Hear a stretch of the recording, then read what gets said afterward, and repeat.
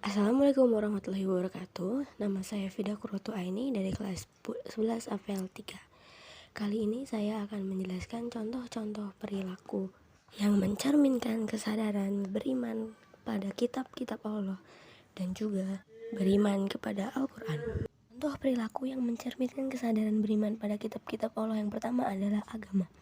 Seseorang yang sudah memiliki tanggung jawab terhadap agama, maka ia akan meyakini bahwa agama yang benar adalah Islam, kemudian mempelajarinya dengan baik, mengamalkannya dalam kehidupan dan mendakwahkannya.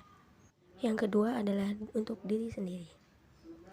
Seseorang yang memiliki tanggung jawab terhadap diri sendiri akan memperhatikan jasmani dengan cara mencari nafkah yang halal dan memanfaatkannya sesuai syariah.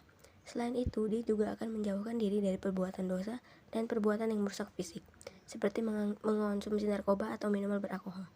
Memerhatikan kesehatan jasmani dan rohani dengan selalu beramal soleh, menjauhkan diri dari sifat-sifat tidak terpuji dan mengembangkan diri dengan berbagai ilmu pengetahuan.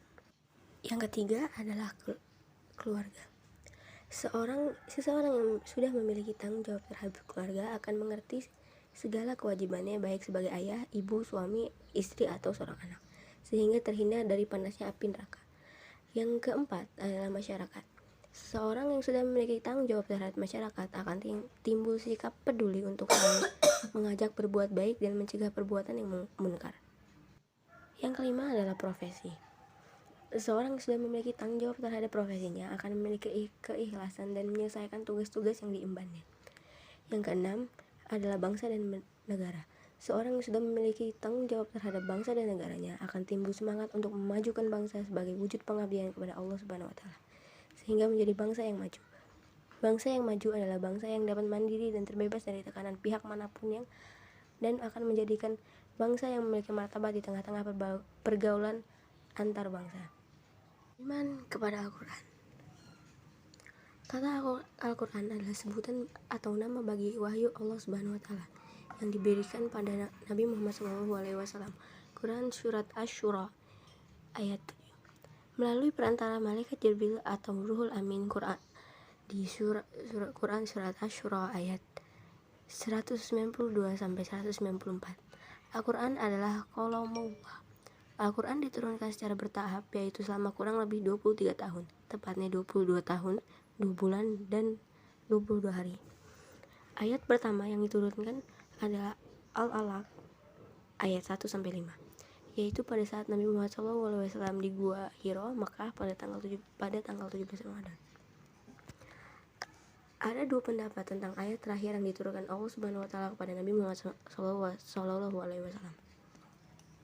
Quran Surat Al-Baqarah ayat 281. Wattaqu yawman turja'una fihi ilallahi summa tuwaffa kullu nafsim ma kasabat wa hum la yuslamun.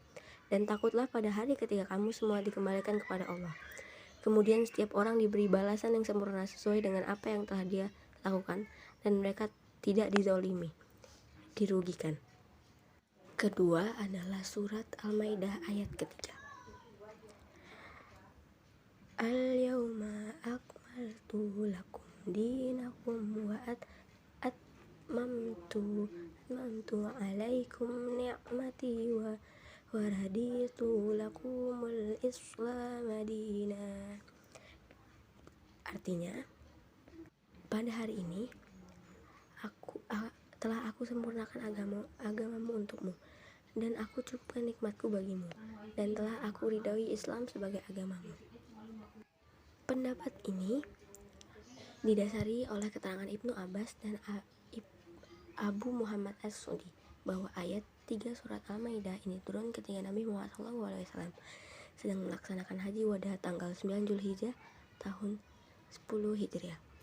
Berdasarkan dua pendapat tersebut, dapat disimpulkan bahwa ayat terakhir yang turut adalah surat Al-Baqarah ayat 281. Hal ini sesuai riwayat yang menyebutkan bahwa Nabi Muhammad SAW masih hidup selama 9 hari setelah ayat ini turun. Kedudukan Al-Quran. Kedudukan Al-Quran adalah sebagai wahyu Allah Subhanahu wa Ta'ala, sebagai mukjizat Nabi Muhammad SAW yang tidak dapat ditinggal manusia. Quran Surat Yunus ayat 38. Sebagai pedoman hidup setiap muslim dalam menegakkan keadilan. Quran Surat Al-Maidah ayat 49. Dan sebagai korektor serta penyempurna terhadap kitab-kitab Allah sebelumnya. Quran Surat Al-Maidah ayat 48. Sehingga bernilai abadi. Al-Quran sebagai wahyu Allah Subhanahu wa taala yang terjamin keasliannya.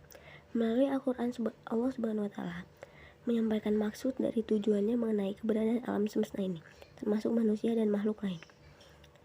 Tanpa memahami Al-Quran, kemauannya tidak mungkin diketahui oleh manusia. Semua kitab-kitab Allah sudah tak asli lagi kecuali Al-Quran. Ketidakaslian ini disebabkan ulah dan penyimpangan yang dilakukan umat pemilik kitab suci tersebut.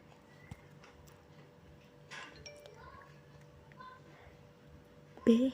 Al-Quran sebagai mukjizat Rasulullah SAW. Al-Quran merupakan mukjizat terbesar yang dikaruniakan pada Nabi Muhammad SAW. Al-Quran mudah dimengerti, indah didengar, tidak membosankan jika dibaca dan dapat dihafal oleh berjuta-juta umat di dunia ini. Dicinjau dari segi keindahan, susunan gaya bahasa, serta isi kandungannya. Al-Quran benar lengkap dan universal.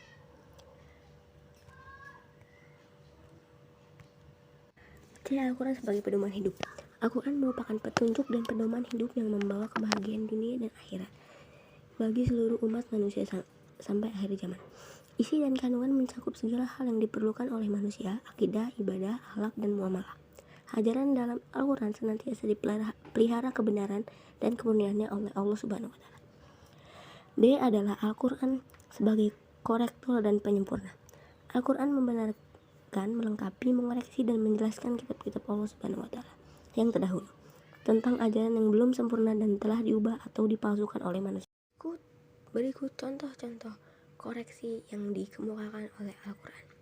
1. Ajaran Trinitas. Quran Surat Al-Maidah ayat 73. 2. Nabi Isa alaihissalam. Quran Surat Al-Imran ayat 49-59. 3. Penyaliban Nabi Isa alaihissalam. Quran Surat An-Nisa ayat 157-158. Nabi Nuh alaihissalam. Quran Surat Al-Ankabut ayat 28-30. Quran Surat Al-A'raf ayat 80. 5. Nabi Harun. Quran Surat Thaha ayat 94. 6. Quran Nabi Sulaiman alaihissalam. Quran Surat Al-Baqarah ayat 102 dan Quran Surat Nahl ayat 14-44. Isi dan kandungan Al-Quran.